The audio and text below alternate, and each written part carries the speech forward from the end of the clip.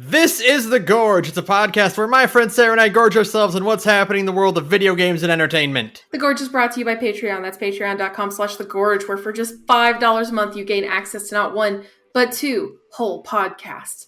$5 gets you Takeout, a monthly commentary track where Ben and I decide we don't feel like putting in any effort and playing something because we're too busy playing Final Fantasy XIV, so instead we just watch something and talk over it. And $2, only $2, gets you That's Hell You're Walking Into, a monthly series.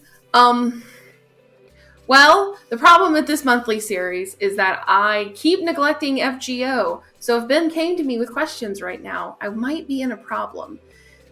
Because it's a monthly series where Ben comes and asks me questions about Fate Stay Night, Fate Grand Order, and the extended Nasuverse, and I do my hardest to answer it. Forgive me, FGO. I promise I'll get back to you someday. It's fine. Don't worry about it. But if you think that sounds like fun, head on over to patreon.com/thegorge. Kick in however much you can. $2, $5, $10, $50. Don't actually donate $50. We appreciate any of it, really. It helps fund stuff for the podcast, and it just makes us feel loved and appreciated. And we love, and really, isn't that what matters most? So, yeah, thanks. Thank you to JT, Steel Condor, Niharbot, Red Lantern Reviews, Holy Star 64, Patrick Perez, Roddy 1/2, Saturn, Alice Marks, Shia, Magus, Jack, Liam Lane, and that other one dude. Thank you all. We as always, appreciate it immensely. So, did you do anything? Don't make fun of me. Don't make fun of me. You know I didn't. Why would you even ask me that question? It's okay because I didn't either. I just played 14. That's the only thing I did. Because Amazon lost my copy of Strangers in Paradise. Oh, that's true. Okay, so you have a perfectly valid excuse. I do not. My excuse is that I've lost my mind, and until I'm finished with Endwalker, I can't even entertain the idea of other video games. And then once I'm finally done with Endwalker, I'll be free from its heinous grasp. I'll want to do other things in the evening except play Final Fantasy XIV. I hope. I mean, you'll still go in and level classes and stuff. Oh yeah, I mean I'm still gonna do stuff, but I won't be doing it every single night. Yeah. I think. There's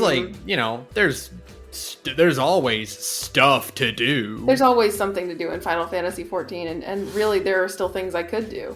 But that being said, I started Endwalker. Yay! You're there! I'm walking the end.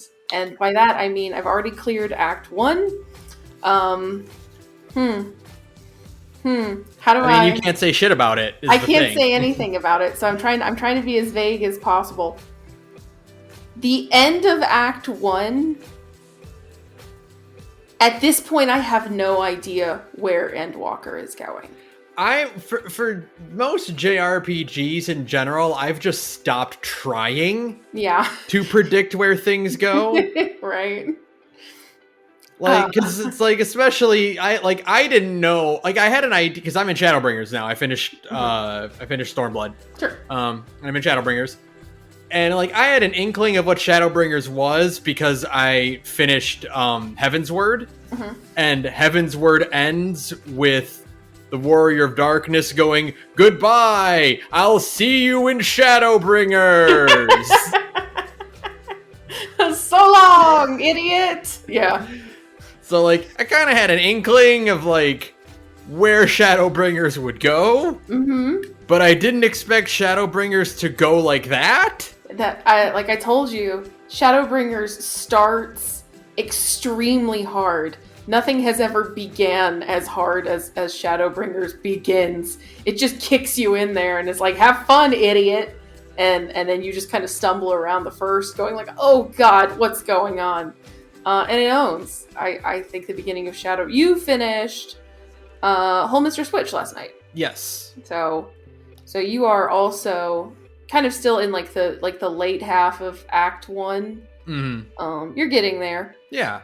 And the beginning of you can find you finally talk about the horrors. I'm so excited. because Shadowbringer starts and it's just like, hey, are you having a good time? So I went and found Alisaie first.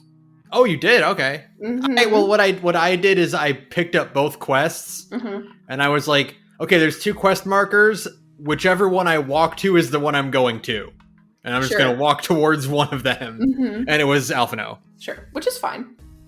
But I went and got Alisaie first.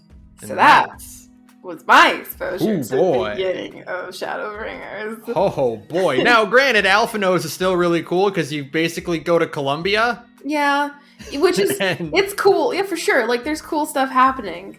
And you meet interesting people, and there are horrors there too. Make no mistake. But you want to know what's weird?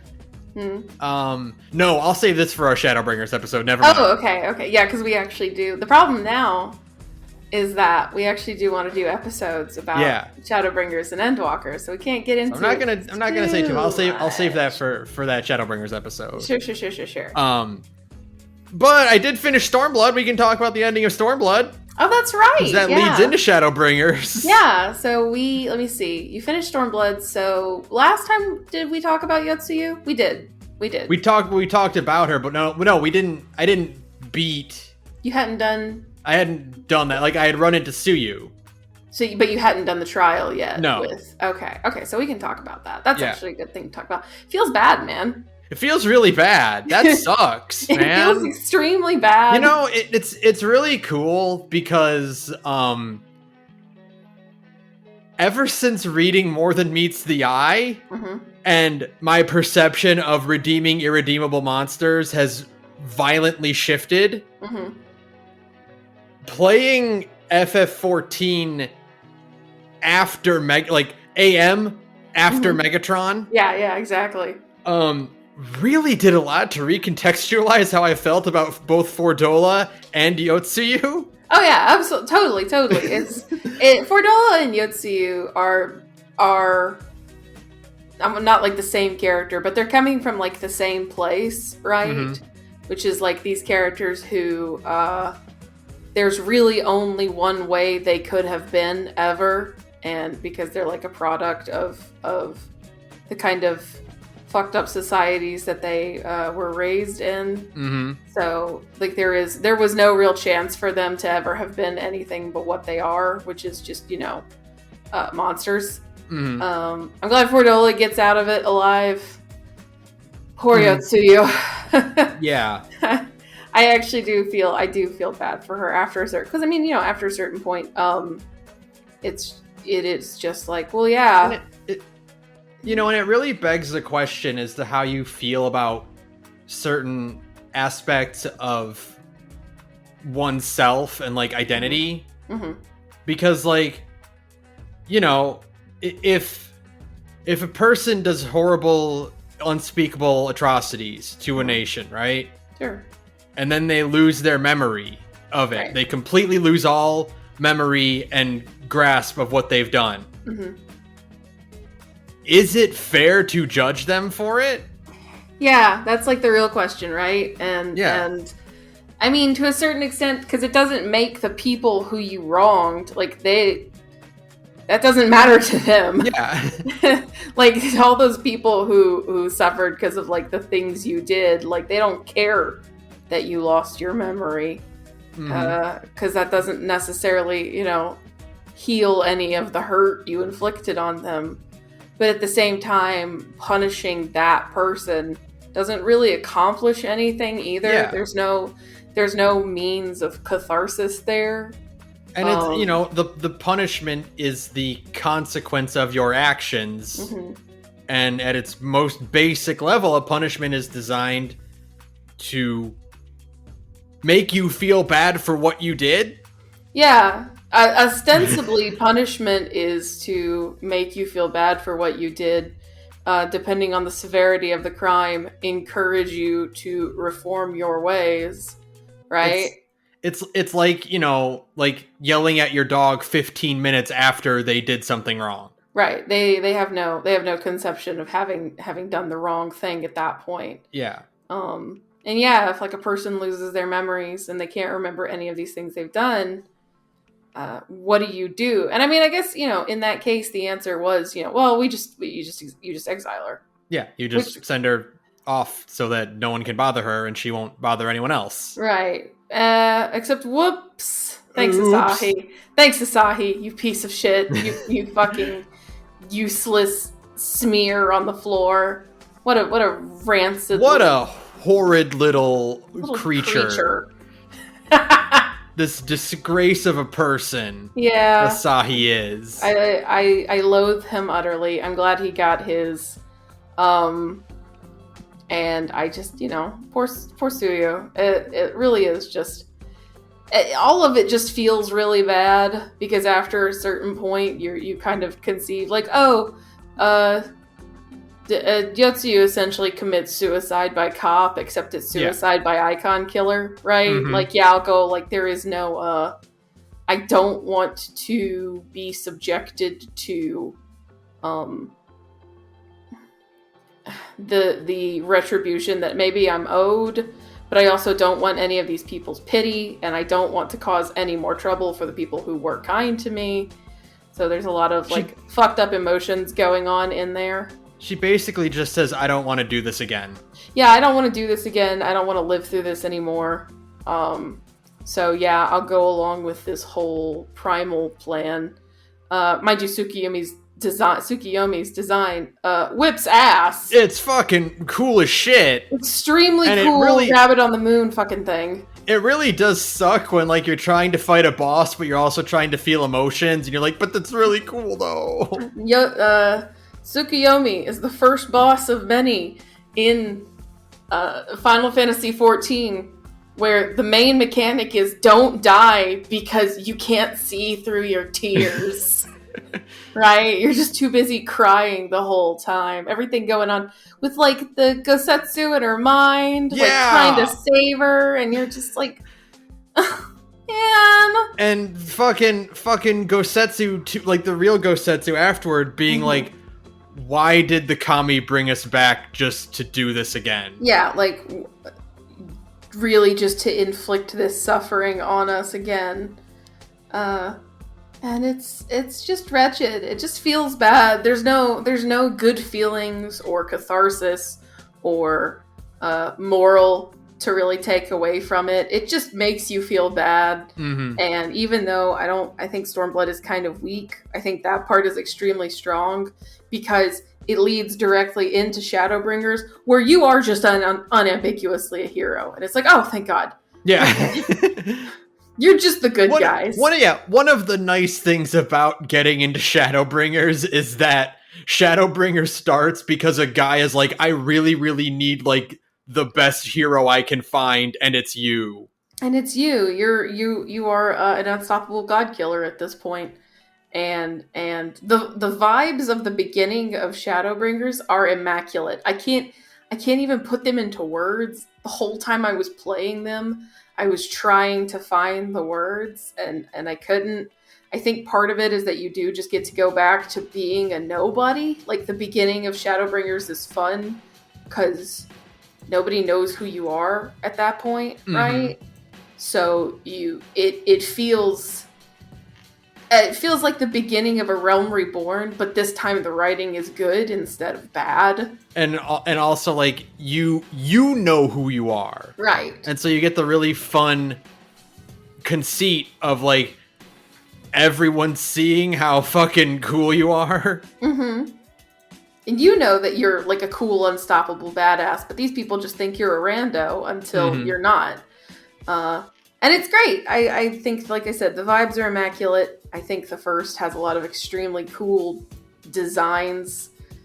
These aren't even the closest to being the coolest locations in the game or in Shadowbringers. I can't wait for you to get to the end of Shadowbringers. I just have my face pressed against my screen constantly. Ben will get here soon. I can finally talk about it. I know. I'm getting there. You're good. You're doing good. There. You're doing good. I'm not scolding you. I'm wilting is what I'm saying. I'm dying. It's not your fault. It's my own fault. It's my own stupid body. that is now like slowly falling apart as it's just like, please, I have more people. Granted, I have a ton of people to talk to about it, and yet, Ben, I need more.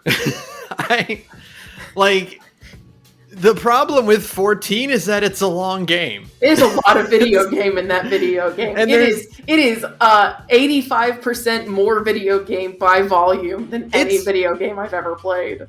It has been a very long time since you and I have gotten the opportunity to play a game for 3 months and counting. I can't remember the last time. Yeah. Like Fallout? Remember. Was it Fallout 4? It was Fallout 4. It was Fallout 4 the last time we've even been able to do this, where it's just like every day we do something in the video game and then we talk later about it and hash it out. And it's like, oh, wow, yeah, remember that feeling? Like, one of these weird things is that, like, as time has gone on, my perception of how long games are has really shifted in hindsight, you know? Like, I think back to, say, like Kingdom Hearts is a good example because the distance between Kingdom Hearts 2 and Kingdom Hearts 3 is a really good example of it. It felt like Kingdom Hearts 2 took me months and months and months to beat. Right. But I beat Kingdom Hearts 2 or 3 in like 3 weeks. Yeah, exactly. But in reality, no. It probably only took me about a month, a little bit over a month to beat Kingdom Hearts 2. And the thing is that when you're a kid, you kind of have like different expectations or like desires from what you want to do in a video game. When you're like a kid, at least when I was a kid, I wanted to putz in video games more. But like as an adult, I am more motivated by like, no, I really want to see what happens next. Or I want to get to the next cool thing. So I'm just going to like grind through it. And you're also like, you're better at games and you have a greater concept of their scope and everything. Yeah, that's another thing. And also, I played Kingdom Hearts 2 5 or 6 times. Right. You know, so those hours accumulate. They all start to merge together. Yeah. Yeah. I do legitimately think it took me several months to beat Persona 4, but that's because I hit a wall when I first played P4 18 billion years ago. But in terms of just like a video game that I consistently played every single day for months and months, it was Fallout 4. Yeah. I think it was Fallout 4. That was the last time that, daily. Oh, yeah. Playing this game for months and months and months and months. Yeah, because, but I mean, like, the other thing is that most video games can't have this kind of a scope, you know? Yeah, oh, yeah. It's not realistic. This is an MMORPG. They're designed to be like this. Yeah, I mean, this is 10 years worth of content that we're burning through in 3 months. So, you know. It'll be very funny if I can get Endwalker done by the end of this month, which looks possible. I've got 10 days. It will have taken me exactly 3 months to finish all of Final Fantasy XIV's main story content. So, I'm having a normal one, is what I'm saying. I do think it's funny going back to, like, the disparity, like, the scope between you being a nobody in the first, but being super strong, ultra badass god killer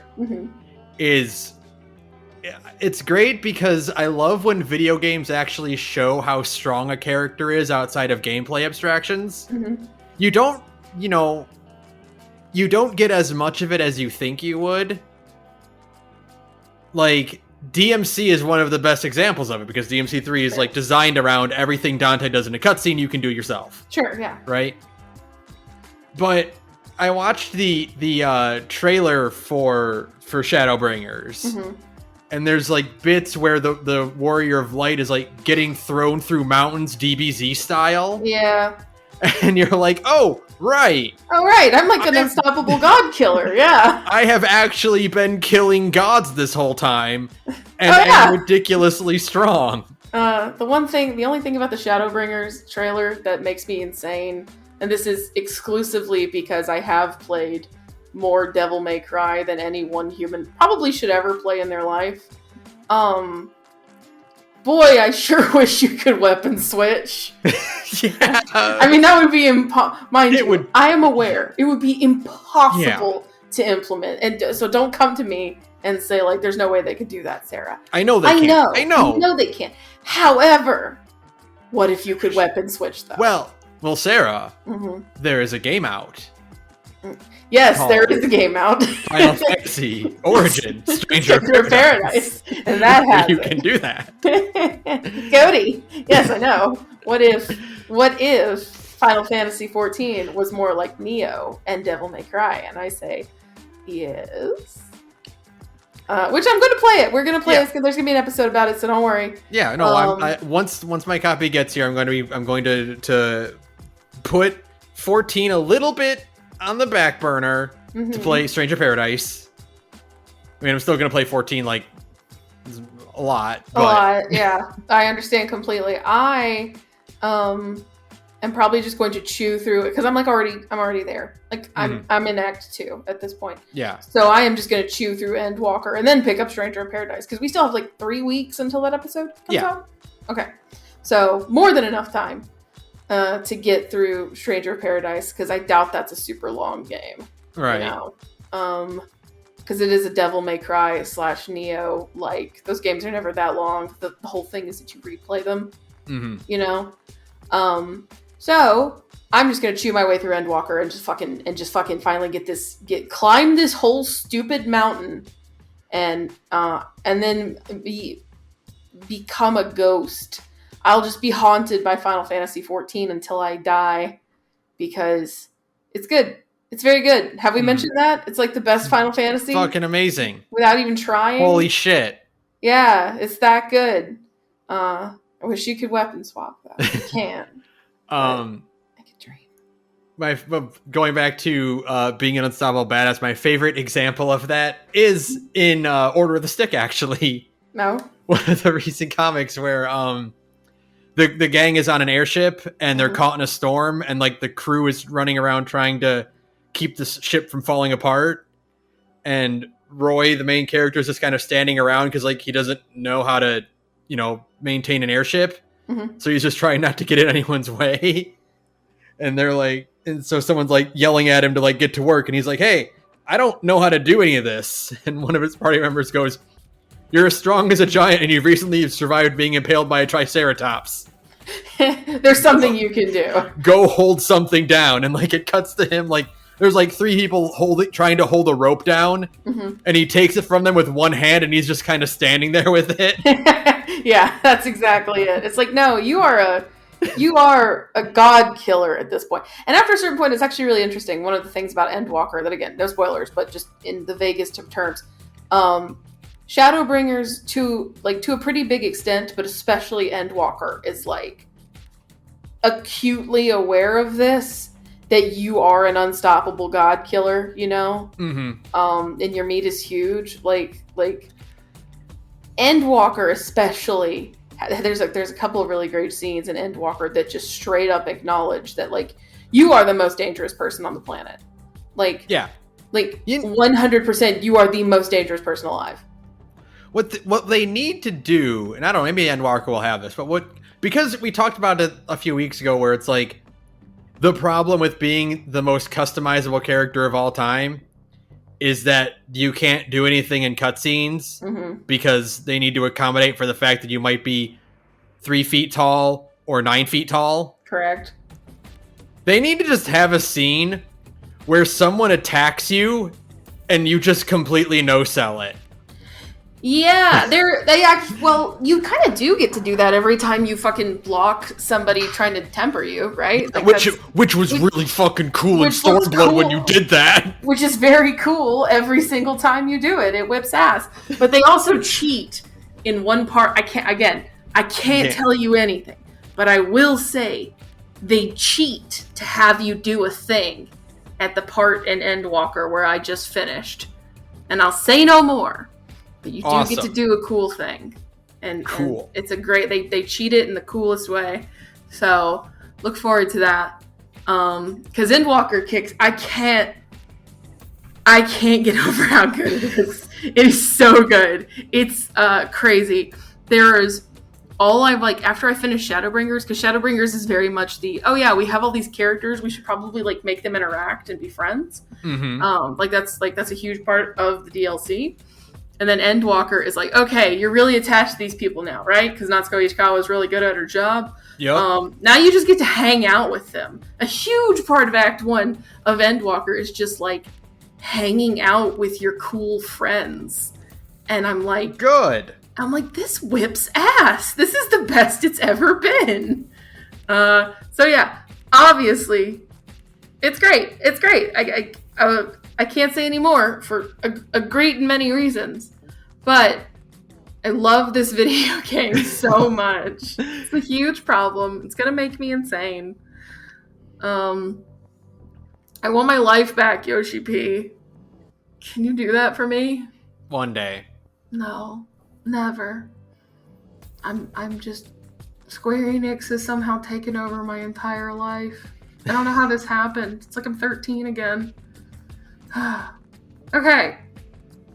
Anything else you want to get out of your system? Vis-a-vis Stormblood or the beginning of Shadowbringers? Nothing I'm not going to save for actual podcast episode. Okay. Sounds good. I'm trying to think of anything else that I wanted to say, but I'm good. Monk is fun. I picked up Monk, and that's fun so far. Yeah, Monk is good. Cool. That's all I have to say. I like hanging out with Joseph Joestar. That's fair. So let's do news. Let's talk about we got our stuff. Final Fantasy 14 Power Hour. So let's talk about the news.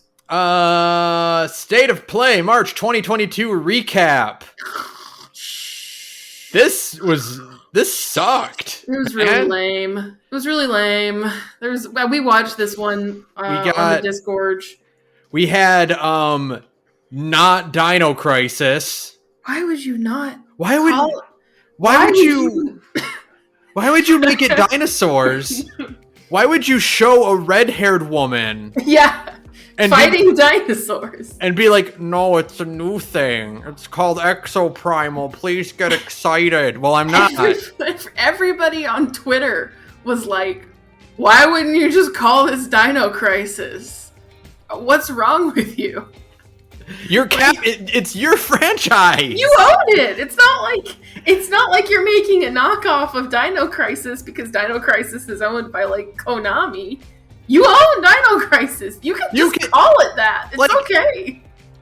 Like you don't have to call it Dino Crisis 4. You can call it like Dino Crisis Exoprimal or something like that. Like it's a spin-off. You know what? You can even call it Exoprimal and just say it's in the Dino Crisis universe because that's what you do with everything. It's not that hard. Like Street Fighter, Final Fight, and Rival Schools are all in the same continuity. You can just say that. You can call it Exoprimal, a Dino Crisis story or something. Like, guys, but by like not acknowledging Dino Crisis at all, this trailer is just bizarre because there's like there are dinosaurs. It's a Capcom game, and there's a red-headed lady fighting the dinosaurs, and you're like, that's a Dino Crisis. It's just action-based Dino Crisis. I have to tell you this.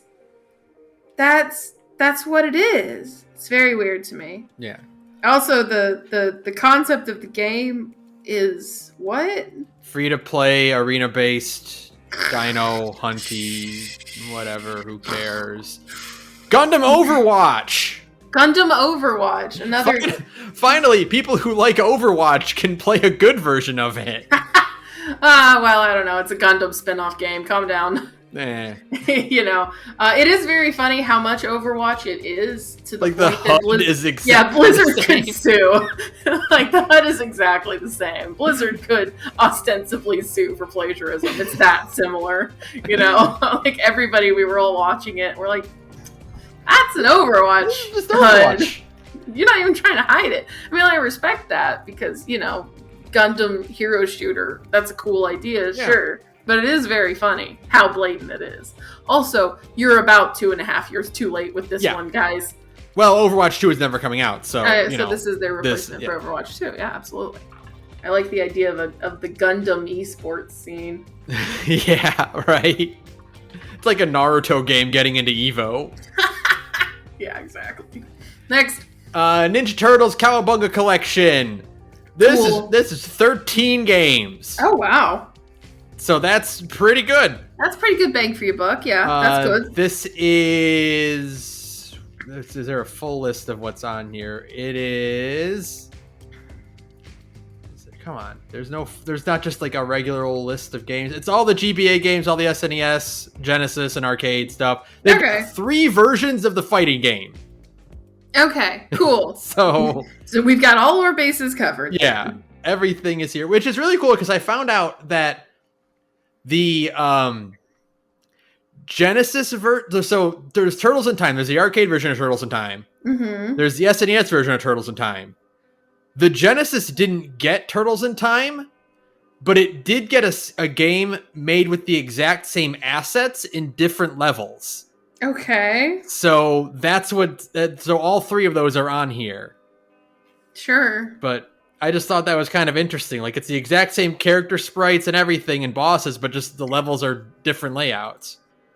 Well, maybe somebody just prefers that version. They're like, fuck it, throw it in. We've got all these versions of the game. Just chuck them on the disc. Who cares? What else?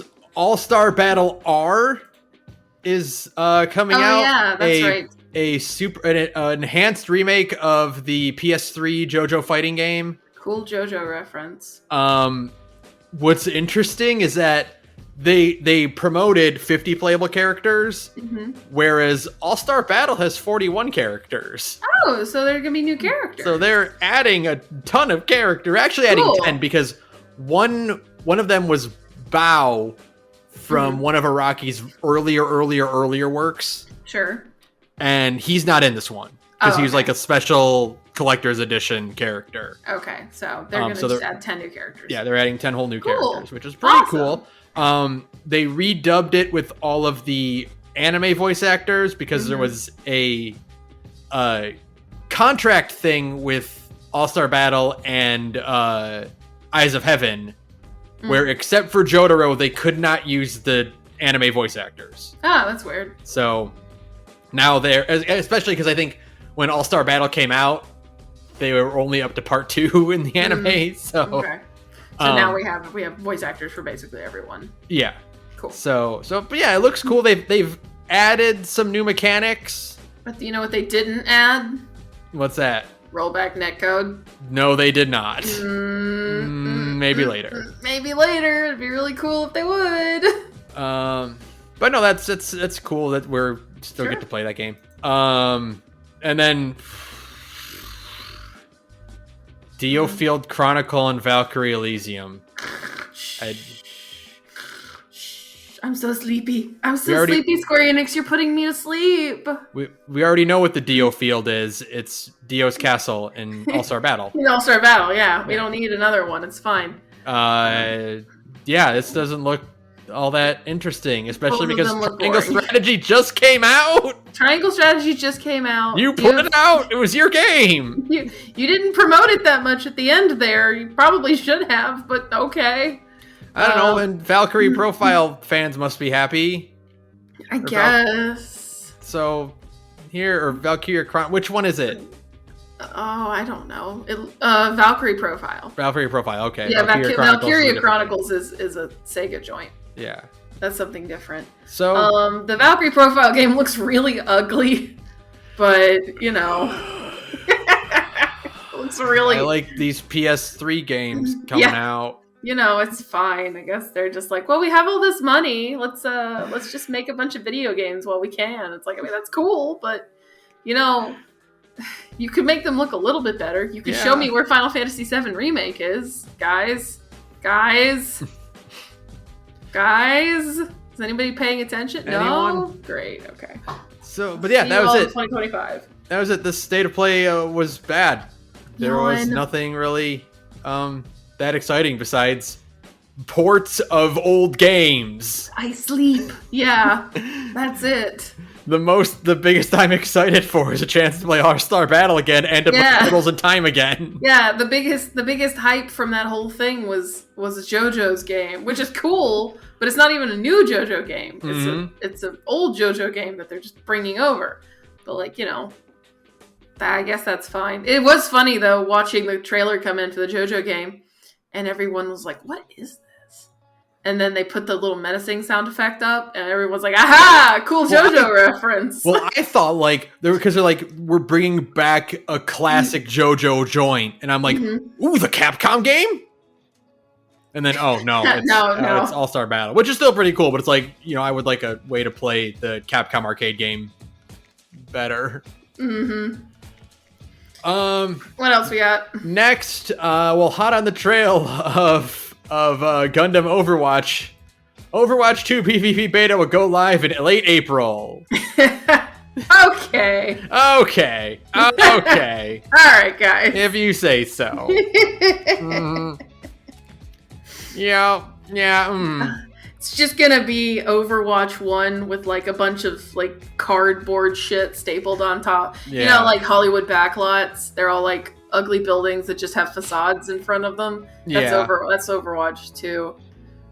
We took Overwatch 1 and we greebled everything. That makes it a sequel, right? It's like, yeah. No, guys, no. You made the models have more polys in it. That's a sequel now. That's a sequel now. Nobody cares. Nobody is going to play this. I'm sure more people will play it than Babylon's Fall, but probably not that many. Yep. Because Overwatch is a dead game, so it's fine.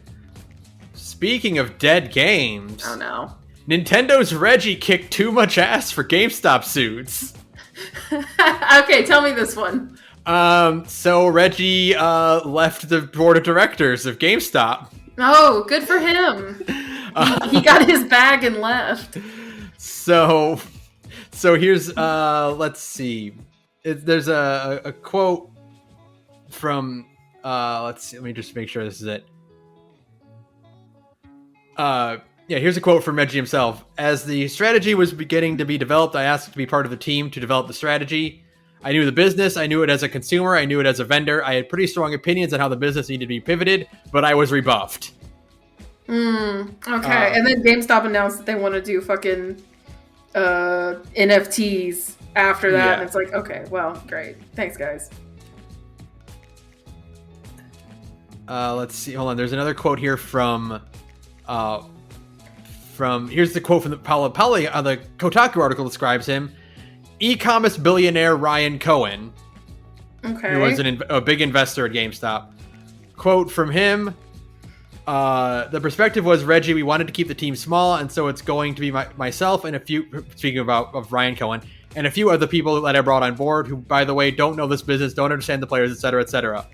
Piece of me said, I took that as code as thank you, but we really don't want any other ideas, and for me, that was not acceptable. So Reggie took his bag and left. Good for him. So he's like, yeah, I'm gonna go. It's like, okay, well, if you don't want my help, then I'm just gonna leave. Yeah, no, it's fine. He only, was in charge of Nintendo like during their glory days. Yeah. Don't worry about it. He was only the face of Nintendo, probably more than Iwata himself was. Oh yeah, definitely bigger than Miyamoto. Sure, at this absolutely. point. Yeah, he's extremely recognizable and just But. Nah, we're fine with that. We don't need. And by the way, here's some GameStop NFTs. Oh, cool, great. You're just gonna throw money in a hole. That's fine. Mm-hmm. Oh well. 500 episodes of Dragon Ball now available on Crunchyroll. Cool. They did this weird. Oh. Because Dragon Ball, I think it's Dragon Ball is in 4x3. Z is zoomed in for widescreen, and GT is widescreen. What? Yeah. Why would you do it like that? This is the problem with Dragon Ball Z having so many different re-releases over the decades it's been out. Mm-hmm. Is that there is no definitive good version of the dub. I know like the good visual version is the Dragon Box version. Yeah. Right? But that's not dubbed. Which is insane. Just Just dub the dragon. Just use the audio. You have it. You own it now. It's not like yours. It's not like you cut anything. Just put the audio over it. You take this audio and you know, put it with the Dragon Box version of the show. Is that so hard? To me, that's the most confusing thing about Dragon Ball, just not having like a good definitive version of the, because like if you watch the subs, and again, I'm not like a big Dragon Ball subs fan, just use the old dub voices. We've had the conversation 100 times before.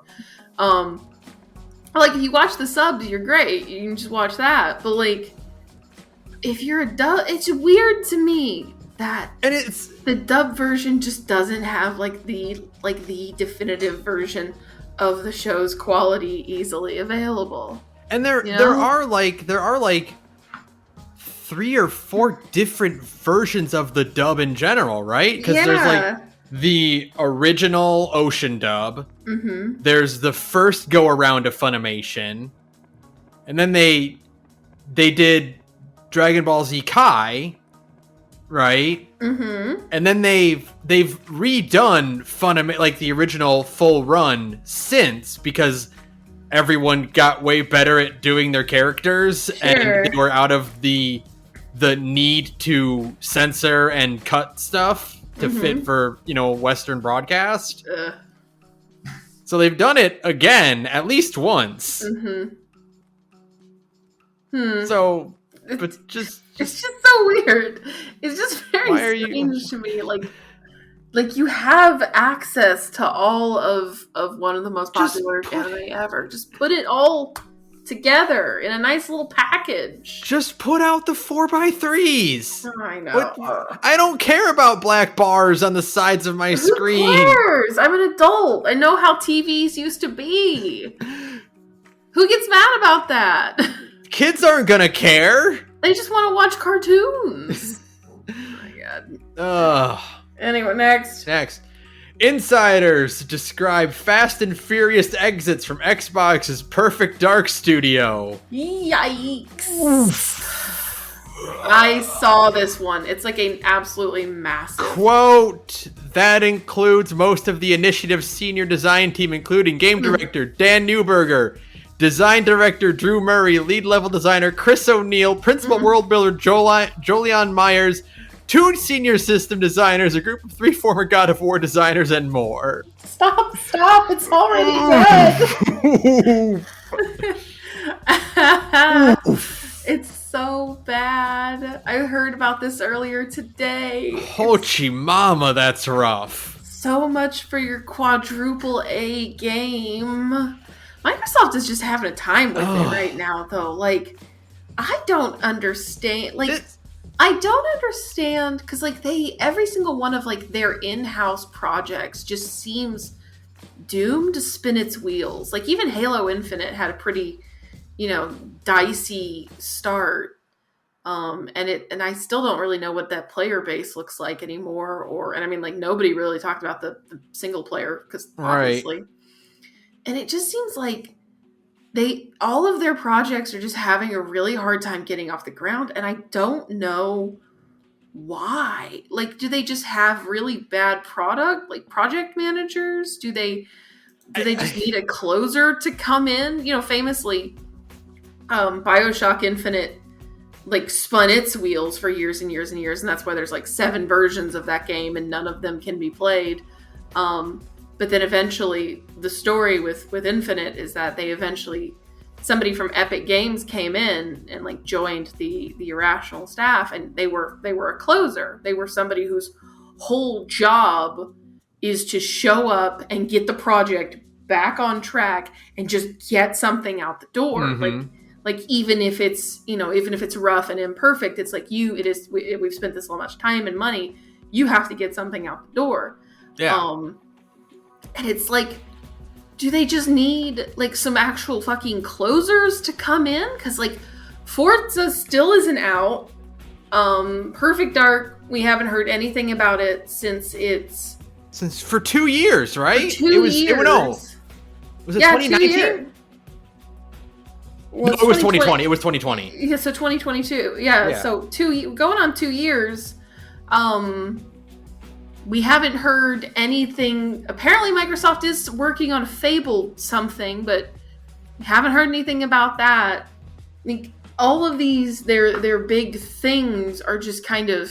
I mean, Crackdown also famously had, like, Crackdown 3 had an extremely labored development cycle before finally coming out and just flopping instantly. Mm-hmm. And just all like, everything just seems to have a hard time getting out the door.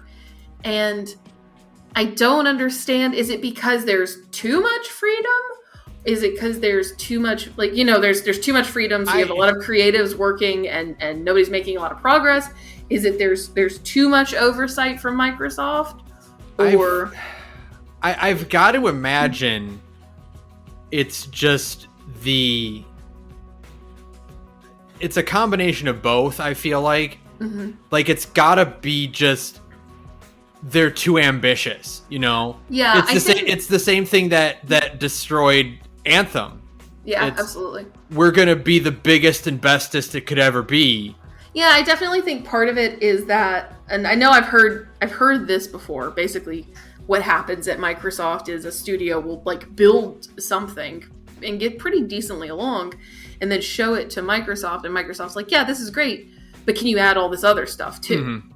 And then it's the adding of the other stuff that presents the problem, because you've already kind of built the game to an extent, and now you've got to go back and add additional stuff. Yeah. And, and on top of that, on top of it being a Perfect Dark remaster that's owned by Microsoft and is meant to be a quadruple A, you're also taking, the COVID debuff. Mm-hmm. So, fuck, man. Yeah, it's just it's one of those things, kind of like Amazon, where you just throw money at a project and mm-hmm. hope you manifest a game out of all of that money. Yeah. And it's just now we're getting to the point where people would rather just quit than mm-hmm. drag it out any further. Yeah, absolutely. And go work on something that might actually come out sometime in their natural life. Quote, according to LinkedIn, the initiative is now less than 50 people. Ugh. Oof. Less than 50 people for a quadruple A game. Oof. Yeah, this is getting canceled. This isn't coming out. Or it's just going to spin its wheels forever, like Crackdown, and eventually come out and be, and then fade quietly into the background. Yeah. Next, Ms. Marvel trailer, how the MCU transforms Kamala Khan's origin and powers. Here's how they do it poorly. Oh, I didn't watch it. Oh, it's bad. Okay. They Ms. Marvel's powers are she stretches. Uh-huh. She doesn't do that. Oh. She makes energy constructs. Oh. Also, her powers come from a magic bracelet instead of, the inhuman gas, like it should have. Mm-hmm. So, oops. You missed the point. Don't do that. Don't. The whole, I feel like the weird off-puttingness of stretchy limbs is intentional. Yeah, that's the whole point. The whole point of, like, Ms. Marvel's first run mm-hmm. is that she's an awkward teenager. Mm-hmm. And the first thing she does when she gets stretchy powers is transform into Ms. Marvel. Mm-hmm. Like the original like Carol Danvers with, like, the black leotard. Yeah. She's like, I'm going to be the hot, sexy, blonde Ms. Marvel. And then that doesn't work because it's really hard to maintain. Right. And she's like, I'm going to be myself and use my weird, awkward, stretchy powers. Because I'm an awkward teen. It's like a metaphor, You get it? You get it? Your body, you're a teenager, your body is changing, and you feel, like, weird and awkward in your own skin. It's reflected, like, in her... Do you get it? I mean, and they're not going... I'm not going to harsh too much on things that aren't out yet. Mm-hmm. But I can see the writing on the wall. Sure.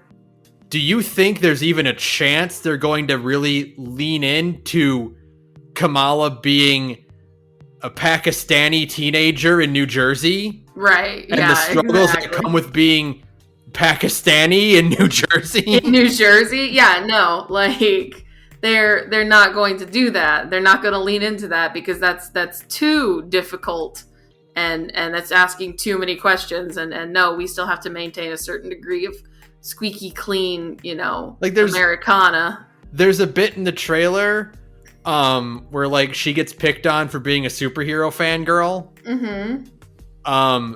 When in the comic those characters were racist to her. Yeah.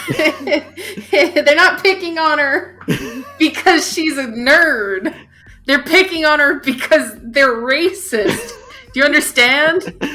And the reason that like it's really like the first run of Miss Marvel's really interesting is because it really dealt with that a lot and like didn't shy away from it. Picking on like this whole idea of like picking on somebody because they like comic books is extremely 1980s. Like nobody picks on anybody for liking comic books. The only reason anybody picks on you for liking comic books anymore is because like comic books kind of suck. And you're an insufferable jackass 95% of the time. That's what it is. It's not like, oh, look at the nerd with his comic books. You won the culture wars, guys. Also, this doesn't work because in the series, superheroes are real. Yeah. That's like mocking someone for liking a football team, which I mean happens, but not in that way, Yeah. No one's gonna be like, haha, look at this loser who likes sports. Yeah, exactly. That's an extremely normal thing. If superheroes were real, everybody already does have their favorite superhero. Like, there's nothing weird or dorky about liking superheroes anymore. It's like Disney trying to reframe themselves as the underdog. Yeah. And it's like, you can't be the underdog. Look, you're Disney. Disney, Marvel. The Guardians of the Galaxy are a household name. You did it. You won the culture war, guys. Everyone knows who Peter Quill is. I didn't know who Peter Quill was until that movie came out. You did it, guys. You won. You don't get to recast like your heroes as being put upon for liking superheroes when superheroes are like a billions upon billions of dollar industry now. Like, you can't have both. But you definitely don't want to have any kind of genuine conversations about the things that a Pakistani teenager in New Jersey might have to go through. So, whoops, we're going to make fun of her for liking superheroes instead. Hey, Sarah, do you think it might have been important for Kamala's development to realize she should not try to emulate a white woman? White lady? Yeah, exactly. Do you think that might have been overall something significant that she should have to come to terms with? No, I'm sure it's fine. Don't worry. No, it'll be fine. It'll be fine. Don't worry about it. Don't worry. Brie Larson will show up and shill NFTs to her. Also, a very significant part of Miss Marvel's development is learning that Captain Marvel kind of sucks. Yeah. And that maybe she shouldn't hero worship her that much. It's incredible. Thanks, guys. Because very shortly after Miss Marvel's first series started, Civil War II happened, where Captain Marvel was the villain. Don't worry about it. I'm sure it's fine.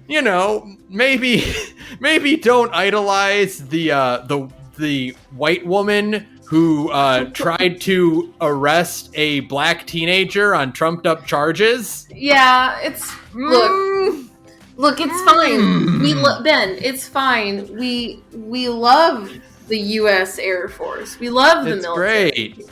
Here. Hooray. Hooray for the red, white, and blue. Next.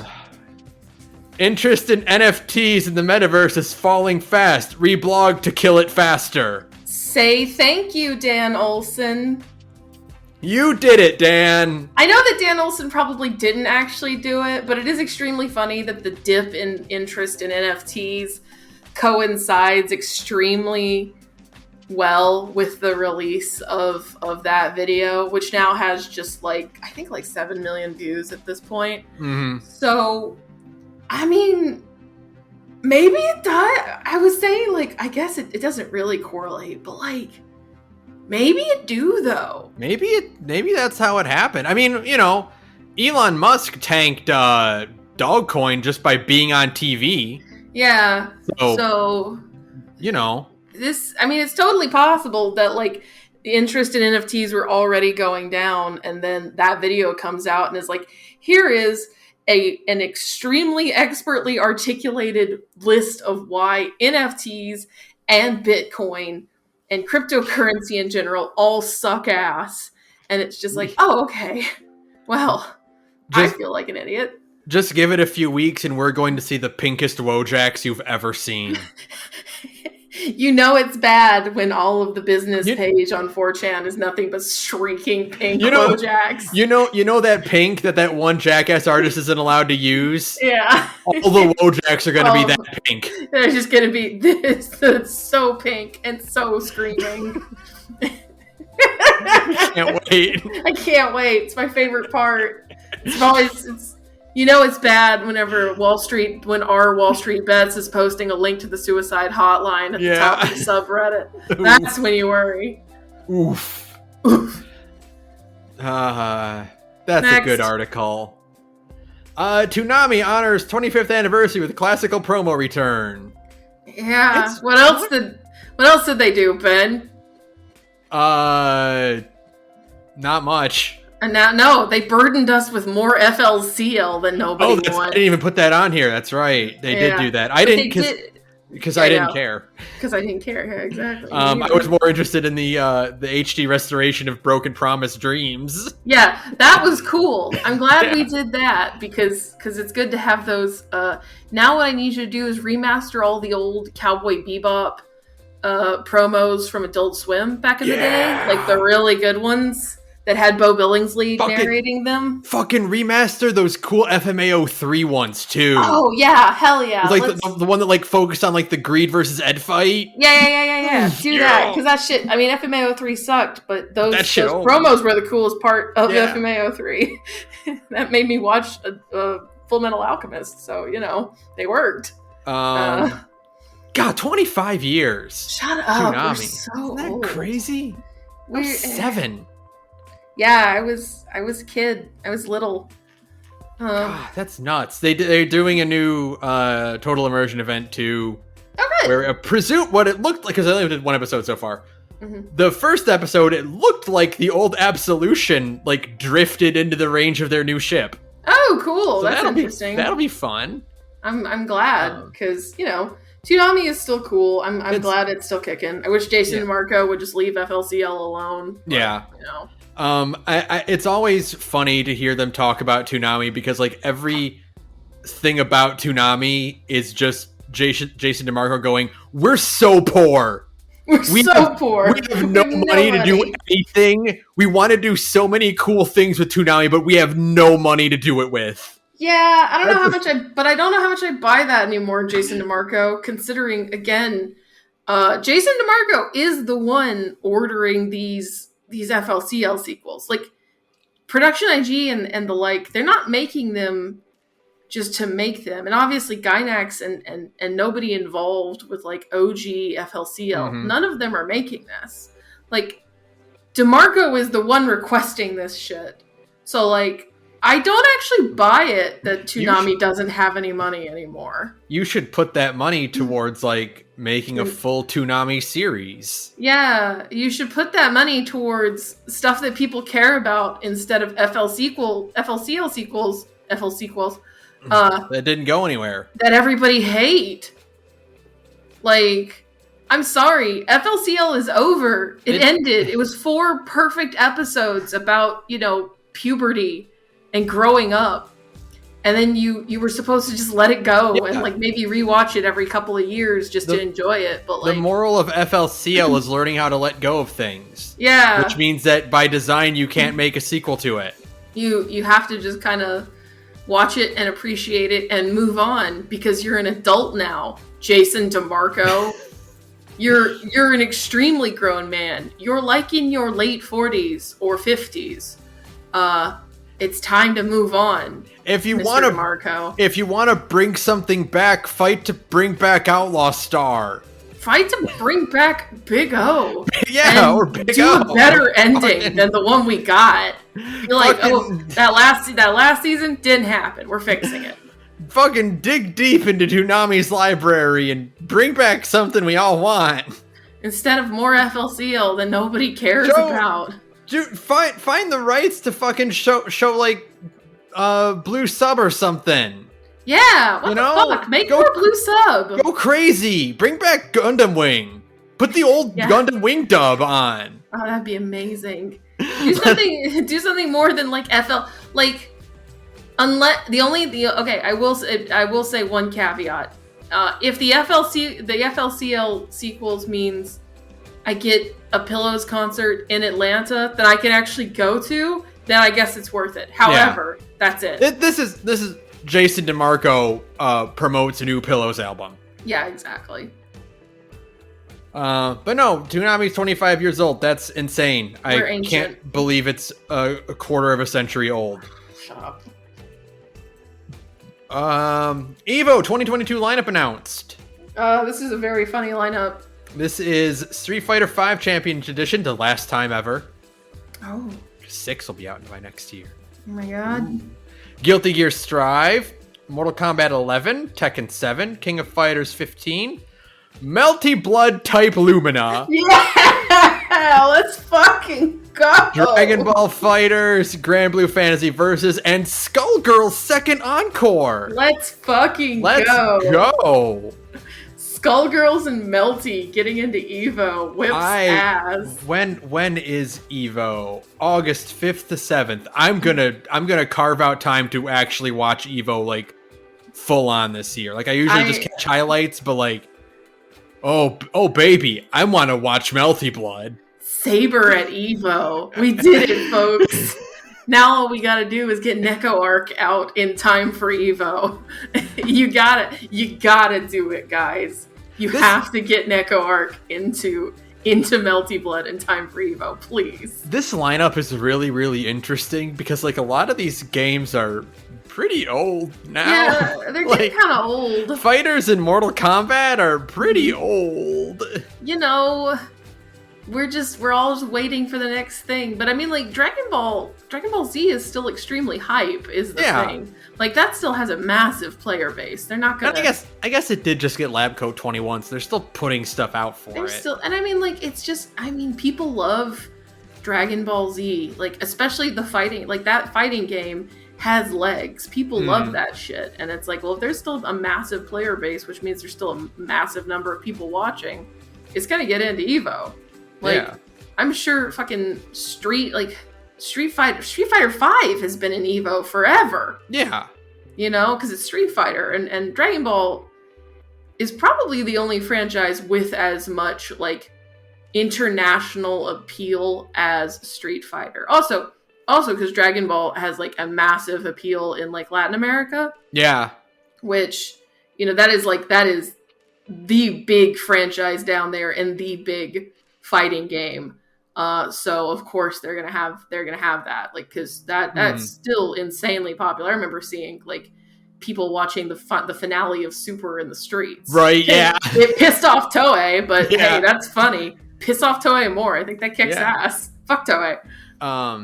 Yeah, like congrats to Skullgirls for getting in. That's awesome. I guess because since Ultimate's not here, then they had the space to sneak in Skullgirls. Yeah, fuck yeah, put in Skullgirls. Skullgirls also kicks ass. Yeah. This is a rock solid lineup.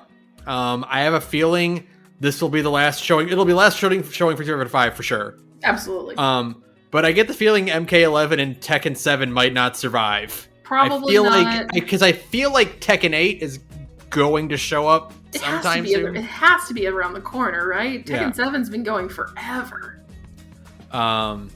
So, and I'm sure they're just waiting for Evo to announce all this crap. Let's see what's next. Hogwarts Legacy gameplay reveal. Don't care. It's about quelling. It's about keeping the status quo of racism. We're doing a goblin pogrom, people. That's all you need to know. A gobrum. Oh, that's awful. No. No, I don't care. Don't buy this game. Don't buy this game. This is a cautionary tale. Do not buy Hogwarts Legacy. It looks like dog shit, and don't support J.K. Rowling. Do not buy it as a joke. Do not stream it. Do not watch people's streams. Also, like, really, if you're still hyped for Harry Potter, grow up. Read another book. Yeah. Like, it's not even good. It's not even that good. Like, get over it. Move on. Play, watch, read anything better. I implore you. Do not support the psychopathic turf on her wretched little turf island, you know? We don't roll with that. Fuck that shit. It looks like dog shit. The story sucks. It's, again, maintaining the status quo. You know, I can't wait for them to go make the goblins work in the banks at the end of the game, and be like, oh, you know, we're putting the goblins in the bank mines, sending the refugees to the salt mines and the goblins to work the banking industry, and you're just going like, no, stop. Oh, next. Finding Ditman, the glitch that changed Resident Evil 4 forever. What? This is a cool little story I saw. So RE4 speedrunning is defined by the Ditman glitch. Okay. Which is a glitch that allows you to walk 50% faster. Essentially by... let's see, where is it here?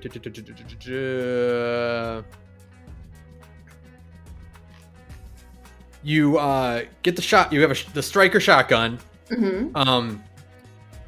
When you aim, it has a laser sight. So press the aim button, but before the laser hits, switch to your inventory and switch to any other weapon. And when you go back, you'll be 50% faster.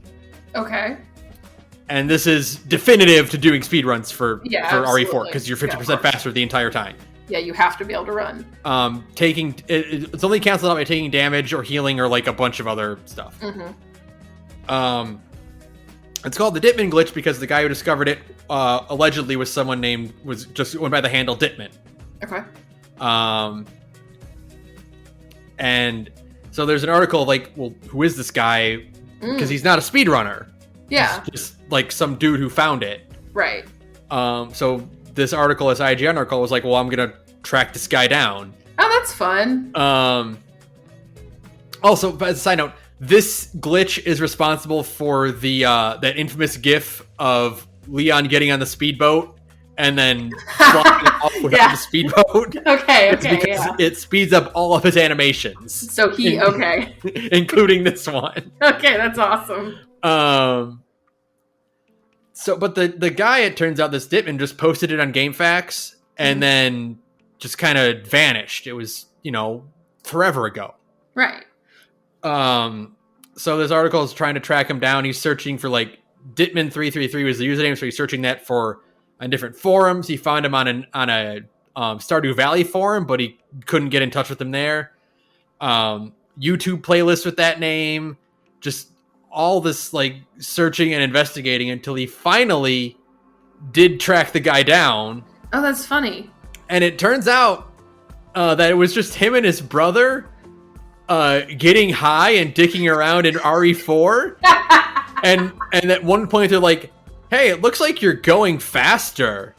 How did you do that? And they're like, I don't know. I had the shotgun out and and then they just discovered it. And they're like, neither him nor his brother are speedrunners or anything. Did they know? Like, did he know that the glitch was named after him? Yeah. Oh, yeah. He knew about it. He just, he didn't really, he doesn't really want to take credit for it or anything. Sure. It's like he's not a big a deal for him. That is so... He's just some guy who's just smoking weed and playing Resident Evil 4 with his brother. Yeah. I know that very well, actually. So that's great. Here's the quote from the article. Despite their intention, the glitch has become the essential tool for speedrunning Resident Evil 4. So I had to ask, have the creators ever actually tried speedrunning the game themselves? No, says Jesse flat out. I've tried to beat the game as fast as I could, but I think my record is like 17 hours. I just like to take my time to get every item and play when I play through. I don't like to rush things. That's great. That's amazing. Good for him. Quote, I just can't do it. I can't see myself making one wrong turn and wasting half a second and saying, oh, I got to restart now. I really give credit to the speedrunners for being able to do these things that are frame perfect. It's unreal. That's awesome. So just a cool. That's great. Thing. Yeah, that's hilarious. And then speaking of cool discoveries, Witcher 3 player finds game's last secret, breaks game spectacularly. I didn't hear about this one either. Enlighten me. This came out today. Oh, okay. That would be why. So in Witcher 3, there is a quest where a woman gets cursed and you can save her by either transferring the curse to someone else or break it completely, but shorten her lifespan to 7 years. Okay. So people were talking, posted about it, and if you do that one, if you shorten her life to 7 years, you can see her around town and talk to her, just interact with her very, briefly. But CD Projekt was like, oh, I wonder if someone's going to find the last secret for this character, Vivian. So it's like, oh, well, there's more to it. So there is a wait function, a meditate function in Witcher 3. Yeah. That speeds up time, right? And there's also an in-game calendar. Okay. Oh. What happens if you wait? If you wait 7 years. And it turns out, if you do, which normally would take forever because you have to go through every single day, and even though you're meditating to speed the clock, it's still gonna take a very long time. Yeah, absolutely. So this guy used console commands to speed up the night cycle. And after 7 years, if you find her in a town, she dies. Oh, okay. So she just falls down dead. That's hilarious. Even crazier. Okay. If you're going 7 years ahead, what happens if you just keep going? Okay. And if you keep going, and a little bit after 10 years in game, the clock doesn't know what to do and the world starts to fall apart. Oh, that's great. The lighting breaks entirely, and these white spots started, these texture errors start appearing all over the environment. And things start vanishing. That is great. I love that part of the game is just, for some godforsaken reason, is tied to how much in-universe time has passed. I love that. Right? It's going back to fucking Pac-Man. Yeah. Eventually, absolutely. Kill screen. Yeah, it gets there's too much data in its memory that it can't render things anymore. This is just excellent. This is just the modern version of that. Just the calendar's no, I can't do it. I can't do it. There's too much information being stored in the video game now, so we have to. That's when things start cannibalizing itself. That is wonderful. God, that's so cool. I love that. I would like to. I have to see that if somebody's got video of the world being all fucked up. There is a video for it. There's a GIF in this article. Great. But yeah, there is a video here to check out with footage of just the planet, the world environment just collapsing. Fantastic. That's good. That's good old fashioned all video games are haunted material, right? Enough time passes and the world starts eating itself. You could build a video game around just that. Right? I love that. A lot of stuff, like, we talk about games that, like, explore, like, meta-narrative and whatnot, and those are all really, really cool. But they need to stop half-assing it and, like, make games just fall apart completely. Make a game start actually physically deleting itself for realsies. Go all the way. Mm-hmm. That's all I'm saying. Yoko Taro had the right idea. Yoko Taro wanted to wipe the servers for Final Fantasy XIV. Yoshi P said, you can't do that. And he said, fine. Which in this case, yes, he was correct. Because that would be insane. That would be catastrophic. But also, it's very funny. Can you just fucking imagine, like, Yoshi P hearing him suggest that? And he's like, yeah, and by the end, we'll wipe the servers. And Yoshi P's like, you understand why we can't do that, right? Like, You get that, right? I get what you're talking about, but you understand why there's no conceivable world in which we do that. And that's why, I want to believe that's why those Nier raids are so fucking hard, or at least the second one is so fucking hard, is because Yoko Taro is just like, fine, fuck you, if I can't erase the servers, I'll just make this encounter really hard. It's like fucking Yoshi P is like, and by the end, we'll burn down Square Enix headquarters. What? Why? I don't know. It sounds like a great idea. Nobody would see it coming. We'll make a statement, and this will be the definitive Final Fantasy. Yeah, but we'll burn down our jobs. We need this place. Everything is stored here. I love it. It sounds like a fucking Always Sunny bit. I know. And by the end of it, we'll burn the place down. No, you will not. Fucking Yoko Taro was like, nah, I'm the trash man.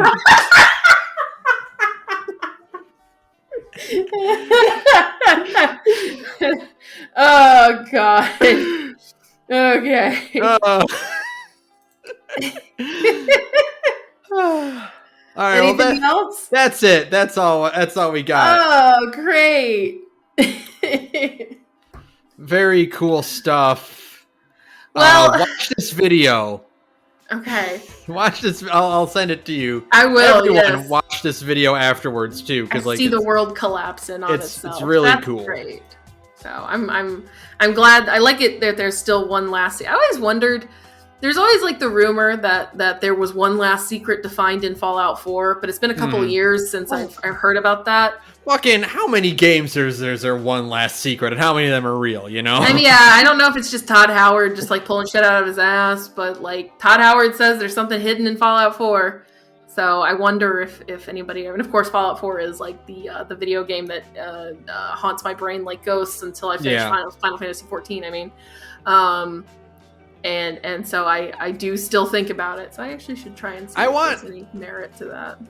Like I always love, and it's happened so rarely, but I love seeing it when big open world games like this or Fallout 4 just put something in their game that's totally fucked up and completely inconsistent with the lore. Sure, and you just have to deal with it, you know? You're just gonna have to live with it. I'm sorry. Like, if you clip out of bounds, you find like a race of goblin people in Fallout 4. Well, I mean, like, people get mad to this day. Like, I understand that Bethesda's writing for Fallout is not as, good as New Vegas or the OG2. I understand that. I'm not stupid. I like those games, but I get it.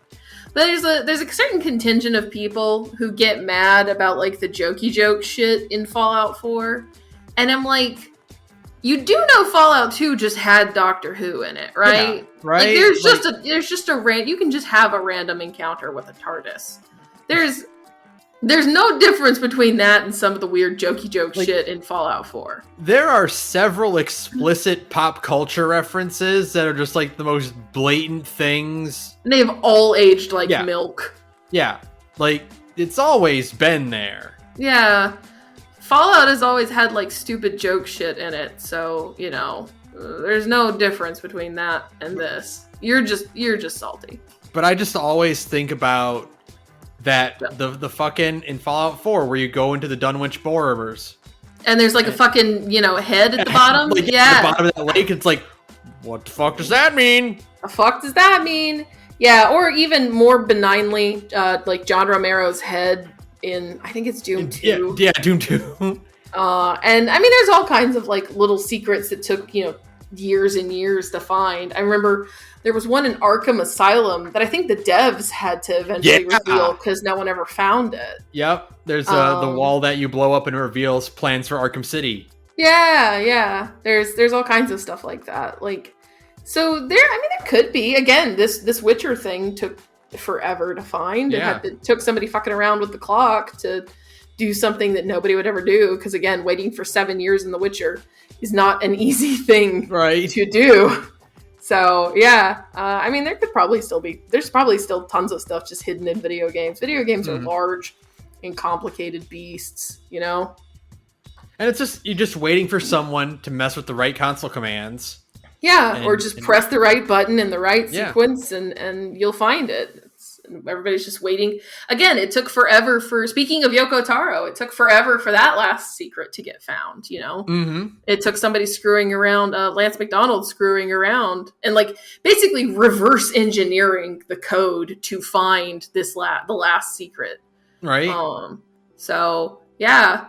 There's also that's the fun thing about video games is that they are all haunted and mysterious. And that's the moral of the story, kids. Video games are still full of ghosts, just in different ways. We've been doing this shit since fucking Banjo-Kazooie. Mm-hmm. So, you know. And as video games get more complicated, there's gonna be more of it. Yeah. as video games get more like layered and you can like hide stuff, because even if you like have somebody take the code apart and look at like the assets and shit, that doesn't mean you can just find it, you know. You don't know where it exists in the world. You still got to put the pieces together. It's great. Yeah. So that's what you should take away from this episode of The Gorge. All video games are haunted. We've said it time and time again. Okay. All right. That's it, though. Thank you to Broke for Free for use of background music. You can follow me on Twitter at thegorgepodcast. You can follow Sara at radioinactivity. You can email us at thegorgepodcast@gmail.com. And if you want to listen to Sara talk about other games, you can listen to other podcasts. Hey, I'm in another podcast called Big Gay Nerds, where me and a bunch of cool queer friends get together and play tabletop games. We cycle through a lot of different systems and have a good time. Right now, we are on a small hiatus because of plans with some of our members. But if you want to listen to something funny and interesting, we did, before we went on the hiatus, play Die Laughing, a one-shot game. Took us 2 episodes, but only because, you know, our episodes are an hour long a piece, where you play as characters in a corny horror movie, and the deal is that everybody gets to direct a scene, and you're basically just trying to steer all of these characters to their inevitable dooms. It was super fun. It was great. 2 episodes. It's a good way to kind of get introduced to Big Gay Nerds if you want to listen to more of us. And yeah, we're at Big Gay Nerds wherever you get your podcasts, and I think we're also Big Gay Nerds on Twitter. So yeah, thanks. All right, that'll do it for us. Oh geez, what you got? What you got? Man, this is personal, but seriously, you know, fuck the MCU for ruining Miss Marvel like this. Like, come on. Yeah. Yeah. You know, they even took out, I noticed that they changed her hijabi friend from wearing a hijab. Yeah. Which, it's like, wow, okay. Which, again, kind of important that, like, she's trying really hard to be, you know, modern and American, and her family's very traditional, and she has very traditional friends. Mm-hmm. Yeah. She's kind of like at war with like these 2 parts of herself. Yeah, you know.